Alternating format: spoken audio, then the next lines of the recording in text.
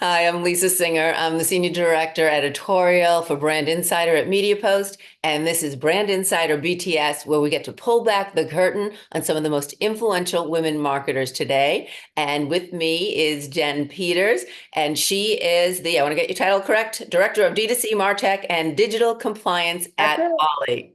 That's Got it. it. The whole thing. Yeah, no, I'm so happy to do this. You've been a long-time favorite with us at MediaPost, and I was so excited that we finally had the time and could coordinate our schedules to get this done. Yeah, super excited. Thanks for having me. Yeah, no, of course. So you're one of our favorites, so I'm one of my favorites at there. So I'm glad to do this.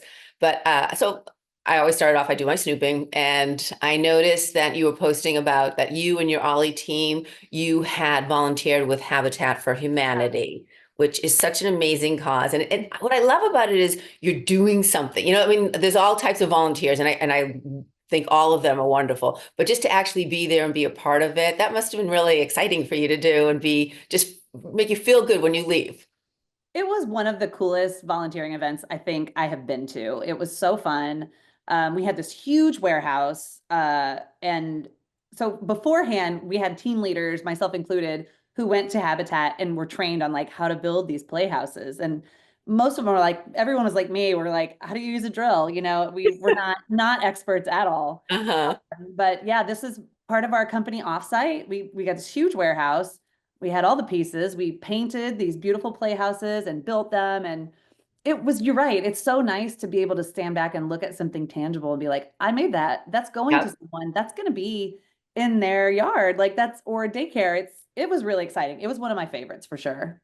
Good. Well, and like I said, I think that's a wonderful thing you guys are doing. But so I want to turn it a little bit on you in the sense that the motto is for Habitat for Humanity. Really, it's showing up is all that you need. Mhm. So I want to ask you outside of the volunteering, but where do you show up in your everyday life? Not necessarily even about work, but just where do Mhm. you feel like it's the most important time for you to truly show up and be there?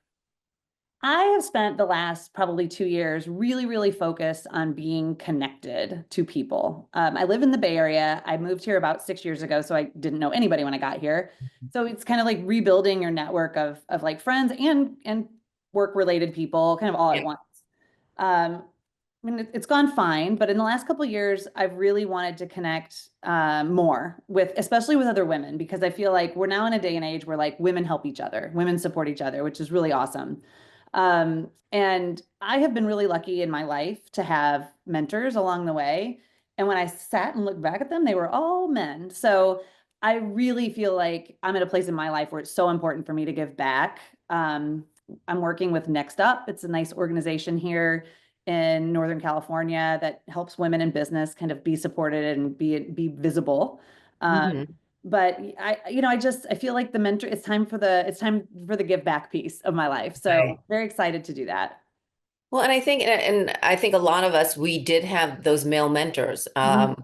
a lot of the time. I think we're seeing more women stepping up. I think it's changing, and I don't know, you can correct me, but I feel like the competition before with women, they were less likely to help Yeah, necessarily because maybe absolutely. everything they went through to try to break through in certain ways, and just it was a little bit more competitive in a woman's head, like which is, why is a woman more, why do you need to compete more with a woman than a Mhm. guy? But Absolutely. I do feel like it's changing, and we're seeing more women who want to be like what you're saying, like just want to be an ally to younger women starting out. And so, do you see that? I mean, you're sort of Yeah, nodding and agreeing. absolutely. I mean, I feel like there was a time where women sabotaged women in the workplace because there was only one spot. And like Right, despite that there was like this imagination of scarcity of how many women could be leaders, how many women could be managers, right. definitely changed. I mean, I got to share this, and I hope she doesn't watch this. But one of the pieces of advice I got early in my career from a woman was, "You better always color your hair because if your hair turns gray, you're irrelevant as a Wow. woman." And I was like, "Wow, okay."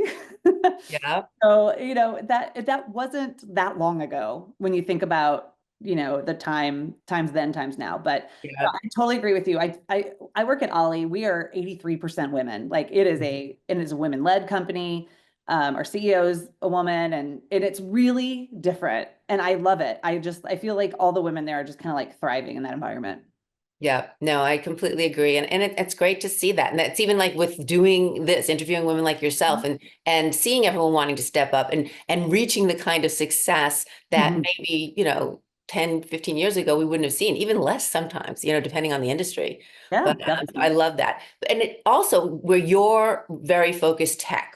I mean, obviously Mhm. CPG, but you've always been a part of tech. It seems just from my snooping, I'm seeing that that seems to have been where you started even right from the beginning when you were first starting your career. So I want to back up there a little bit and say, when you were graduating, when you were kind of thinking of your future, did you see this? Like, how did you envision your future and what was your path to get there? Because again, tech is not predominantly women or so it's Mhm. obviously more men. It's sometimes a little bit more competitive, or maybe a lot of times. So talk about that in your road to where you are. Well, I actually started at Barnes and Noble in brick and mortar retail, and I dropped out of college while I worked there. And I will say, when I was in college, and I'll date myself, none of this existed. Nothing, none of this was even anything that we had imagined. So I still tell my kids now that are in college who don't know what they want to do, like just wait it out. You'll figure it out. It'll come together. Like who knows what it'll be. But I worked at Barnes and Noble for about 13 years, and then during that time, I did go back to college and finish, and I also went back and got an MBA. Um, I pivoted. I was so lucky to pivot into digital, and this was kind of like the defining moment. Um, Barnes and Noble's a bookstore, and I saw a job opening for an online bookstore manager, and I was like, that sounds interesting. And I Mhm. got it. And I was hired, and the man that hired me, wonderful guy, really just thought, well, if you can run a real one, you can run a digital one. So that was really like the breakthrough moment. I think it's not often that you get that opportunity. And that's kind of I mean, that's what led me here. I spent 8 years there. I was at a Christian church supply company and built the digital team from the ground up, and it was great because also I didn't know anything about this stuff. It was Well, all that's what I was going to say. How did you suddenly go into like this? Are you naturally technically minded or? no. I didn't think so. I didn't think so, but it was nice because it was a slow burn kind of. Like we started off slow, and it was nice because I could learn as we went along.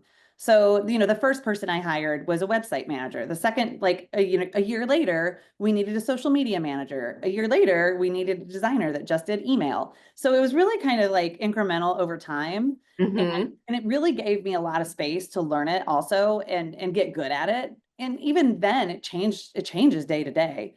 So that's one of the fun things about tech is that it's never stagnant, it's never boring. There's always something new. Also, there's always probably like something that breaks.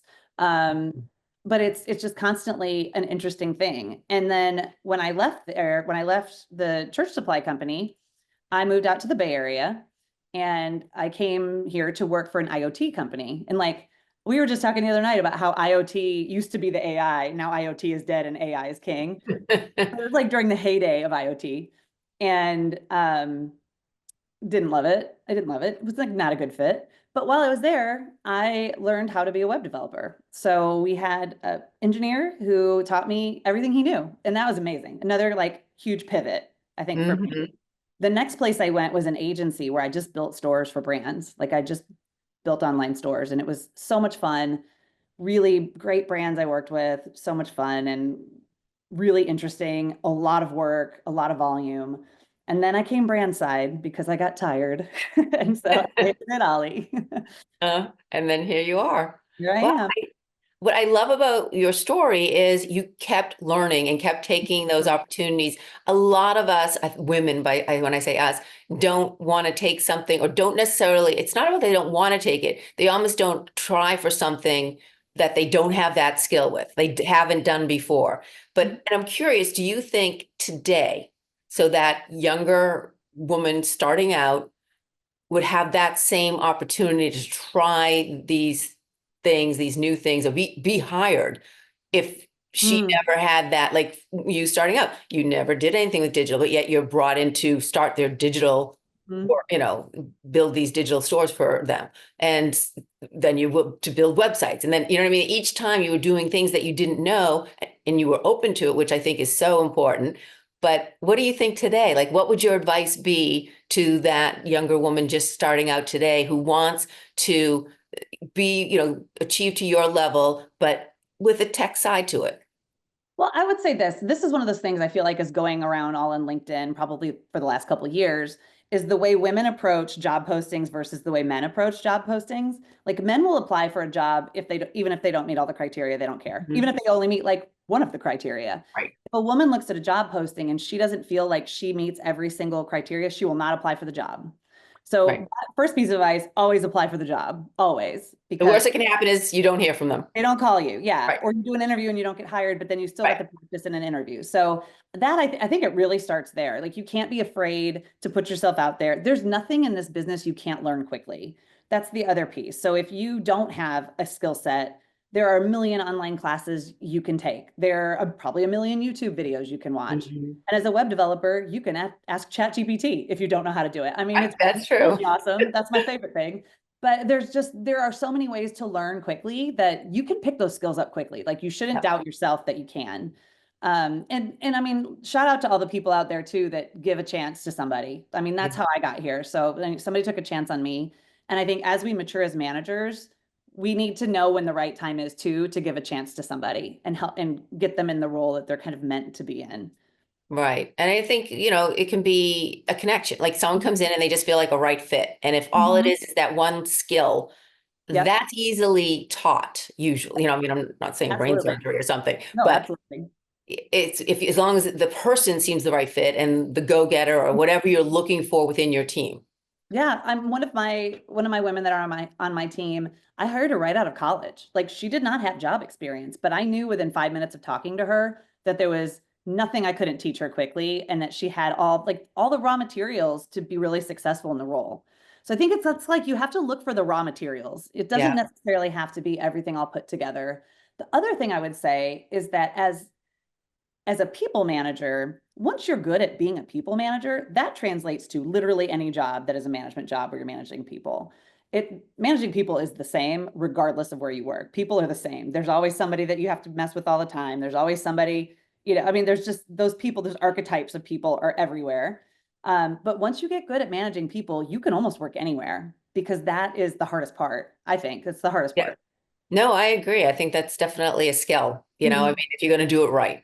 Yeah. Um, so I'm curious about if when you first meet people Mhm. or when people first meet you, what do they get wrong? Like, is there Mhm. something that people perceive and then as they get to know you, they're like, oh, no, you're actually this. Yes, actually, yes, absolutely. So at Olly, it is a lot of women. I think I'm perceived as very serious and very abrupt, very direct, and that is not always the way that the other person is comfortable communicating. So I think I come off as like not mean. That's not really it, but I am very direct, and that is something I think I've learned how to soften a little bit over the years. But once somebody works on a project with me, I feel like it all changes. Like it comes around, and I mean, I'm silly and I have fun, and every part of my job is fun. I wouldn't be doing this if I didn't love it. And just every single day is awesome. I mean, not every single day, but you know what I mean? So I think that once we work together, it kind of comes together. But I do think I could, and I'm tall. So I'm like 6 feet tall. Like I could probably seem mean and maybe intimidating, but I'm actually not. So once we work together, like it's all good. Well, I can actually attest to that. We've had this, both of us, I think we can say it here. We both initially thought neither one of us liked each other. I'm like, I was scared of you. Like, I'm like, I don't think she likes me. So I would just be, this is what you need to do on this. But I was telling somebody like, I don't know why Lisa doesn't like me. Do you know why Lisa doesn't like me? And then I forget where, I think we were in Santa Barbara. And Yes. then Yeah. finally, After like 8 glasses of wine, I was like, yeah, what? we just started talking like, why? And we're like, no, I thought you didn't like me. And then we're like hugging. It's the best. No, it's the But best. That was great. it is. It's So such a I can good story. I attest, love that story. It's so funny. I can agree that you actually aren't mean. Thank you. You did come around. Not that you had to. It was, and I come around too. We Yeah. both Yeah, came we did around. it. We did it. I think it's funny though, you always think like you could have walked into the room quiet because maybe you were stressing about something. Mhm. But I take it as she doesn't like me, she's mad at me. And I think that's a woman, like I It think women definitely is a do woman that as thing. well. I had this situation. I just came off of e-tail in Palm Springs, which is amazing. And I realized I do that still. And there was a salesperson that I had worked with on a project. We were like shopping, we call it, sometimes it's like dating when you're looking at tech and ended up not buying it for different reasons. I didn't feel like it was safe. I didn't feel like it was secure. I didn't like the tech. Mhm. And then I felt bad. And then I kept running into this sales guy every single place I went. And I just felt terrible. I was like, oh my gosh, he's here. This sucks. Like, I'm so embarrassed. And why was I taking all that on? I don't know. But my Yeah, friend that's in sales, who's a woman, was telling her the story. And she's like, it's just business. If he's right. a half good salesperson, he is not interpreting that way, but you are. And I was like, okay, all right, that's fair. That's Yeah, fair. no, probably if you asked him, he'd be like, what are you talking about? We did. We talked it out. Yeah. I was like, I'm really sorry about how things went down. He's like, why are you sorry? And I was like, oh my gosh, I've been carrying this for like 2 years.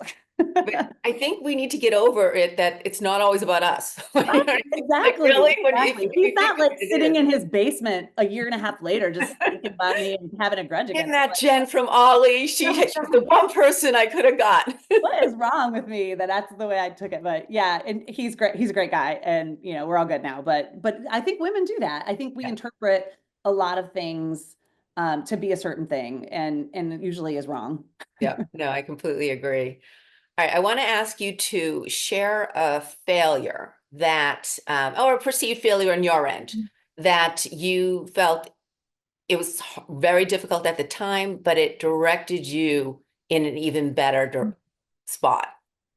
Well, that I have a great example for that. So when I came to San Francisco, I moved here to take a job in IoT at a company that was mostly hardware engineers. And if you want to imagine what hardware engineers are like, you're probably right. It was weird environment. But I came in to do digital marketing, and there was absolutely zero interest in anyone in that company to do any marketing. They just wanted to build products. And I think that's common with startups where you're like, well, but if the product is perfect, we don't need marketing. And so it was a really weird environment, and I felt very out of sorts there. And I had just come from Nashville, where all my friends were, everybody, I'd known everybody at work forever. And I felt so isolated, like so isolated. It really kind of woke me up to how important it is for me to have good, solid connections at work. Like I need that or I will not be happy. I stuck it out for a year. I mean, I'm not saying that everybody there was bad. Like I have a couple friends that are still friends from there, but it just overall, sitting in a room full of engineers and feeling like you are not wanted there is not a good feeling, or that they think you're an idiot. They don't know why you're there. You're not contributing anything. You start questioning yourself, like, am I Mhm. contributing anything? Like, am I terrible at this? So Right. it was a really good lesson for me to know, like, whatever I do next has to be a place where I'm going to build connections with people. And that was also the place where I was working, on their website. And I asked one of the engineers he was remote. He did not live in San Francisco. Like, hey, can you do this thing for me? And he was like, yeah, I can do that for you, but do you want to learn how to do it? Do you want me to show you how to do it? And that kind Yeah. of started down this whole path of like, Yeah. you will show me how to do this. Like I had just spent 10 years in Nashville fighting with engineers and developers like every single day. And suddenly somebody wanted to teach me how to do it. And that was a game changer for me. It made me feel like I had the power to do this now. I don't need to depend on other people. And then I left and went to an agency where I just did that. And I never would have been able to do that without Julian from Particle. Like, great guy, amazing. Changed, That's changed my awesome. life, changed the direction of where I was going. Yeah, and it makes a huge difference when you feel like the people you work with, and I agree as well. Like if you don't feel a connection with them, Mhm. or not maybe not everyone, but a good amount, you do feel isolated. And then you Right. start doubting, like maybe they're not liking my work or they're not Yep. liking me personally. And then just for someone to step up and want to help you, Yeah. I would think that means the world. It was great. I mean, engineers are engineers, and the way they communicate is kind of the way they communicate. But I know that it came from such a good place too, even if even the words come out weird. Developers always are kind of a little bit weird. But yeah, it really is like it felt like a life raft, honestly. Like I survived because of that. Wow. Well, I am very glad you did because that brought you to Yeah, Ollie, which absolutely. now I am going back to Ollie. I Okay. like to try to somehow incorporate the brand. So I'm going to ask you, Ollie has had many taglines over the years. Mm. And it's funny, I just actually did another interview with a woman and her brand had a lot of taglines too. So I figured I'd take advantage of it and do the same thing. Evolution. Because especially when they're fun taglines. So it's fun to do. All right, so one of Ollie's taglines is happy inside out. So what I Mhm. want to know is what is your happy? Ooh, that's Personally. actually a tagline we still use. It's on our boxes. So that one's current, that one's up to date. One of the things our CEO says all the time, is that you can't you can't be well unless you can be real. And that she lives that. I mean, I watch her live that every single day. And that is, I mean, our social mission at Ollie is mental health. And I feel like we take it really seriously internally and kind of externally and who we work with in the community and whatever. But I totally agree with that statement is that like if you can't be who you yourself, then you're not going to feel good. You're going to be physically impacted, emotionally impacted. So being real, I think, is one of the most important things you can do. I mean, for me, that has, because of being in this environment, that's become my happy. Like when you can be exactly who you are, that means, you're kind of achieving everything you wanted to achieve. So appreciate that from her. And yeah, I think you've got to be real. And you translate that not just in the work, but in your personal life, Yeah. just be yourself. And I think you get to a point where you're more comfortable with yourself that it's easier to do that. Whereas I know maybe when I was younger, I was always like, oh, I'm happy Lisa, or oh, you know what I mean? You sort of play, Yeah. people perceve you, and Yes. then you sort of keep with that. Yeah, definitely that comes with age. I mean, when I first started at the church supply place. It's called Cokesbury. I am not religious in the least, didn't grow up religious. And I was like, this is a whole new world for me. And the whole first year I was there, I felt like I've got to learn how to, we went to a dinner with some publishers and we were getting ready to sit down and they're like, who's going to say grace? And I was like, oh my God, do I have to know how to do this? I mean, it was just like, that first year I just tried to fit in. And then I suddenly just started being myself. And it was like everything came together after that. Yeah. No, that I think it's wonderful. And that's very good advice. All right. And I think these are all current because I think I got them directly from your website. So Awesome. I think they all are. Calm the chaos. So Mm. how do you calm the chaos in your life? And again, let's go more on the personal side as opposed to at work. Okay.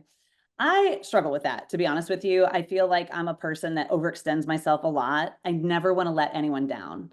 And that is hard because you can't be everywhere all the time and be everything to everybody.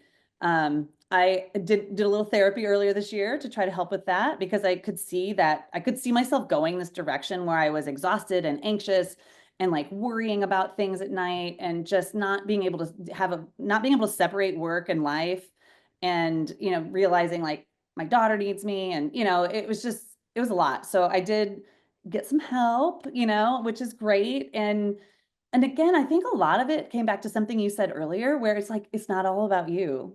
And Yeah. and that is something that I think is like deep in women, where you really feel like everything is your responsibility. Like I'm an Mhm. oldest child, oldest girl child. Like we all think that we have to do everything.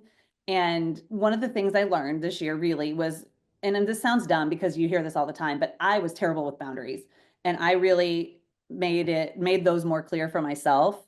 Um, and learned like I'm going to do one thing today. I'm not going to try to do eight things and then be disappointed because I didn't get to them and then feel bad and then like beat myself up inside. Like I'm going to set reasonable expectations of what I can accomplish. So that for me, been a hard one. Yeah, no, and I totally get that. I think women tend to do that, but I also think when you're saying you got help or therapy, Mm. you don't need to whisper. Like like I know. it's so much now. I love that it's so much more open and it needs to be that way. And we should, if whether it's a time in our life or whatever it may be. And I'm just as guilty as that. Like I should be definitely on someone's couch somewhere, but it's just, but I don't think it's something that we should be embarrassed about. And I do think that that's, something that not only women, men, everyone, it needs to. Totally. I feel like everybody should do it at least for a little bit. And it's so accessible now. You can do it on your computer easily. It's cheap, it's accessible. Like there's no reason not to. Yeah, and I definitely think that. Okay, next one. Let this be the year of you. All right, so Mm. what do you want for this year? What do you envision for yourself?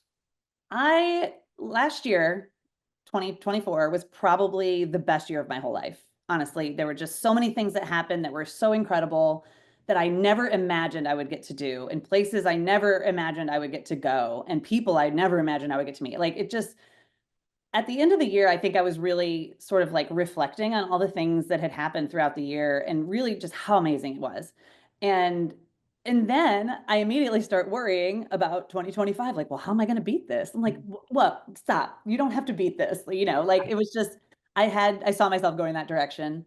But I think when you have a year living a life that's a lot bigger than a life you ever expected to live, you just got to celebrate that and also not build on it. Like, how am I going to escalate this for next year? But I feel like it's such a time to just stop and celebrate and feel really, really grateful and then take that energy into the next year. And with New Year's resolutions, like we're vitamin companies, so that's when people take vitamins is like right after the New Year's. You're Hmm. thinking about like, who am I? Who do I want to be? Whatever. And for me, it was like, who did 2024 make me?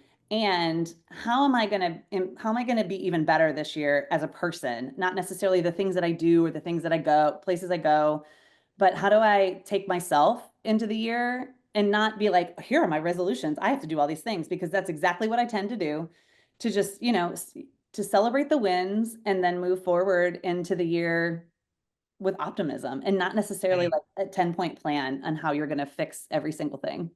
Yeah, no, I totally agree. All right, last one. Okay. Oh, that was the last one. Oh, no, wait, I do have the last one.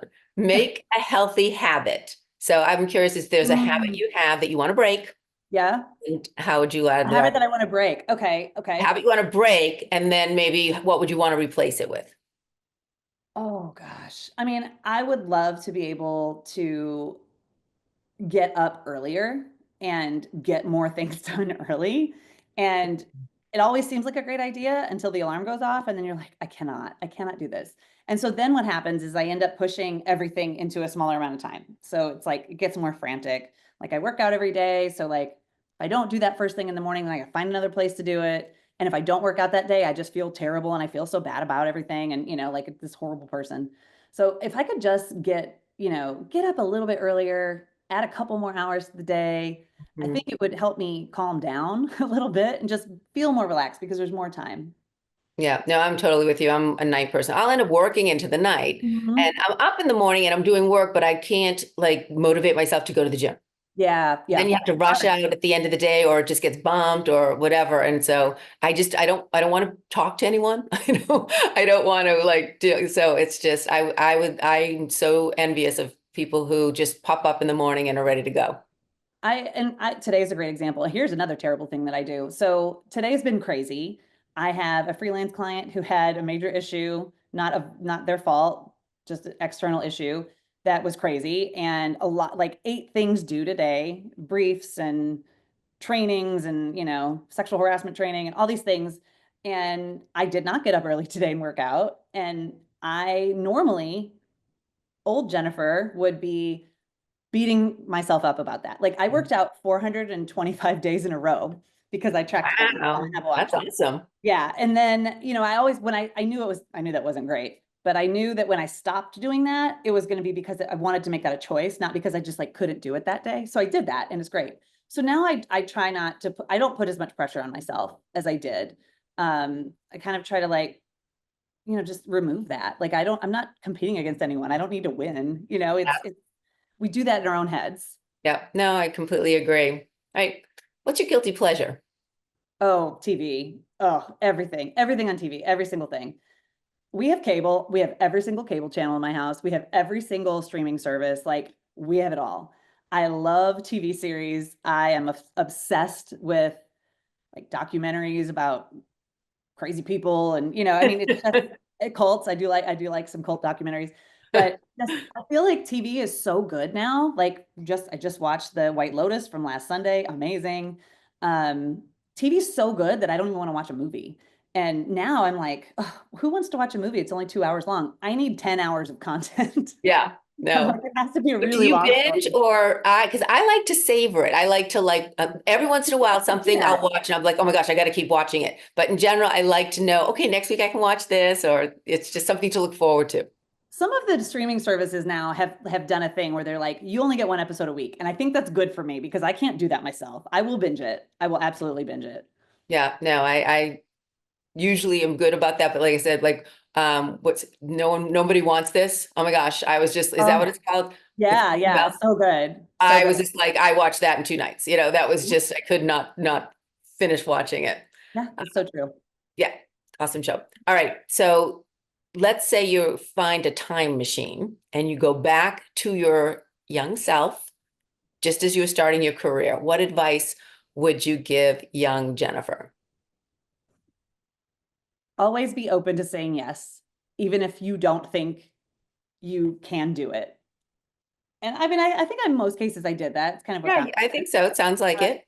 But there were opportunities I had that I didn't take. And I think it's one of those things where if you can kind of go through your life and mostly say yes to things, you're going to get so much more experience and so much like rich connections with people. I feel like your career will go further. I mean, all of those things are good if you're willing to put yourself out there. And I used to be, I mean, I wouldn't not shy. Shy is not the right word, but I was the woman who would look at all the job description and be like, oh, I'm missing this one. I can't apply for this. I mean, I absolutely was that person. So it would just be get out there and say yes. Sounds good. All right, last question. Okay. We all have big goals, what we want to do the next 5, 10 years or so. What's your daily win? Mm. Well, I do have an obsessive relationship with working out and then not feeling bad about it. So I'm not going to call that my daily win. Um, I think I feel really great at the end of the day. Well, actually, here's like a more solid example. I use the email app on a Mac, which is terrible and nobody uses it, but I do. And when I get emails that I can't handle right now, I flag them and then I go back later. And I have like a list of emails that are flagged that I try to work through every day. Sometimes there's a lot. Like I was at e-tail, so I came back and I had like 45, Oh, and wow. that's stressful. Mhm. And there are some that like you don't have to work on right away. Like it doesn't need to be immediately addressed. Like it's Yeah. something you can whatever. So um, when I can get that number under 10, I feel great. Like I feel like I'm helping all the people who need help. I'm Mhm. asking, it's half of them are scheduling meetings. And I mean, it's just like you just have to bust the calendar out and look for times where you can have meetings. And so Right. just doing that, getting them done, getting them out of there. Every time I like release a flag, it's like my heart lifts a little bit. But it's like a weird obsession I have, like how many emails I have flagged. I'm gonna see how many I have right now. I have 22. I don't like that. Not Oh, on a okay. Friday, not on a Friday. So I would Yeah. probably try to destroy those and at least get under 15 before going into the weekend. All right. Well, I hope you get your daily win today. I hope so. I hope so. Well, Jen, thank you so much. It was so awesome to have this. I'm so glad we were able to do it because, Thank you so much. we known each other for a while now and hang out, but just never having these kind of conversations. So it's so great to find out all of this about you. Thank you for having me. This has been great. Good. I'm glad you enjoyed it. And thank you for watching. And as I always say, if you have a woman you'd like me, a woman marketer who is so impressive, you want me to share their story as well, let me know and I will do my best to get her. So thanks for watching. And again, thanks, Jen.